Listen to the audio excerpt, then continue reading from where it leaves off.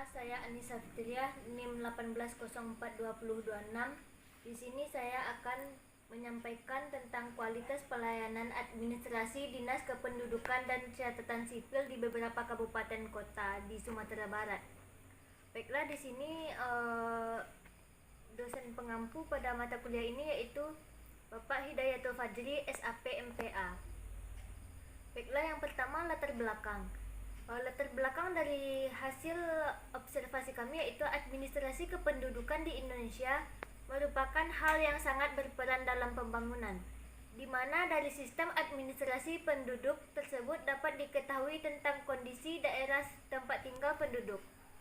Negara Kesatuan Republik Indonesia berdasarkan Pancasila dan Undang-Undang Dasar Negara Republik Indonesia tahun 1945 pada hakikatnya berkewajiban untuk memberikan perlindungan dan pengakuan terhadap penentuan status pribadi dan status hukum setiap peristiwa kependudukan dan peristiwa penting yang dialami oleh penduduk yang berada di dalam atau di luar wilayah Negara Kesatuan Republik Indonesia.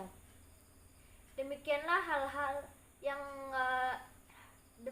hal-halnya dalam memberikan pelayanan kepada Republik.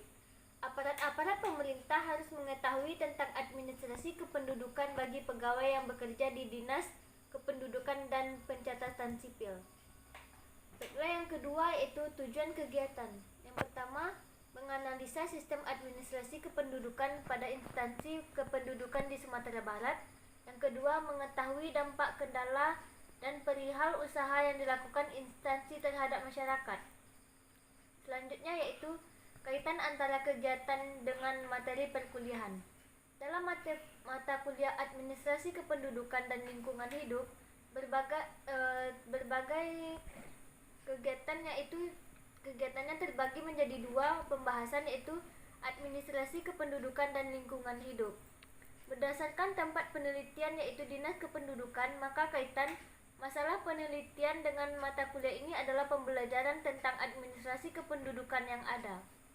Selanjutnya yaitu pelaksanaan kegiatan. Kegiatan penelitian kelompok kami dilakukan di beberapa tempat, antara lain yang pertama kantor lurah Sinapa, Piliang, Kota Solo. Yang kedua kantor kepala desa Kuta Baru, Kecamatan Tebing Tinggi, Sumatera Utara. Yang ketiga kantor camat Koto 11, Tarusan, Pesisir Selatan. Yang keempat masyarakat Kota Payakumbuh. Hasil yang didapat dari observasi kami yaitu ada 4. Yang pertama, kendala yang dialami oleh penyelenggara dalam bidang internal dan eksternal. Yang kedua, pelaksanaan yang banyak tidak berjalan dengan baik.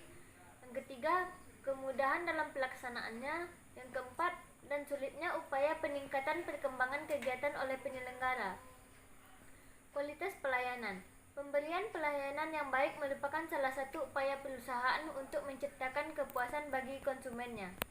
Jika konsumen merasa telah mendapatkan pelayanan yang baik, berarti perusahaan mampu memberikan pelayanan yang baik pula.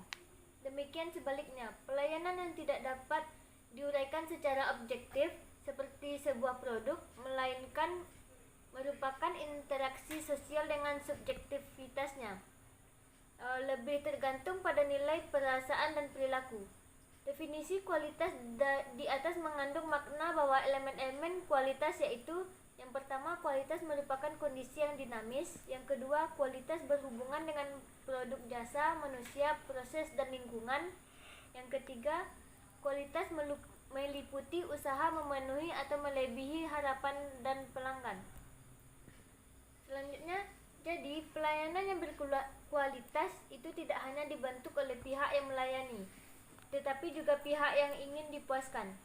Dan yang menjadi prinsip-prinsip layanan yang berkualitas menurut H.A.S. Moenir pada tahun 2002 halaman 205 antara lain yang pertama, proses dan prosedur harus ditetapkan lebih awal. Yang kedua, proses dan prosedur itu harus diketahui oleh semua pihak yang terlibat. Yang ketiga, disiplin bagi pelaksanaan untuk mentaati proses dan prosedur. Yang keempat, perlu peninjauan proses dan prosedur oleh pimpinan. Sewaktu-waktu dapat dirubah apabila perlu. Yang kelima, perlu menciptakan iklim yang kondusif bagi pengembangan bagi pengembangan budaya organisasi untuk menciptakan kualitas layanan. Yang keenam, kualitas berarti memenuhi keinginan, kebutuhan, selera konsumen. Yang ketujuh, setiap orang dalam organisasi merupakan partner dengan orang lainnya. Kendala yang dialami dalam penyelenggaraan dalam melakukan pelayanan yaitu pemberian pelayanan publik oleh instansi pemerintah kepada masyarakat sebenarnya merupakan implikasi dari fungsi aparatur negara sebagai penyelenggara pelayanan. Namun, kantor dinas kependudukan dan pencatatan sipil di beberapa kabupaten Sumatera Barat dalam memberikan pelayanan kepada masyarakat seperti penjelasan di atas, ada beberapa kendala yang ditemui serta berpengaruh dalam proses penyelenggaraan pelayanan publik yang berkualitas, antara lain sebagai berikut. Yang pertama, kesadaran masyarakat. Yang kedua, sarana dan prasarana.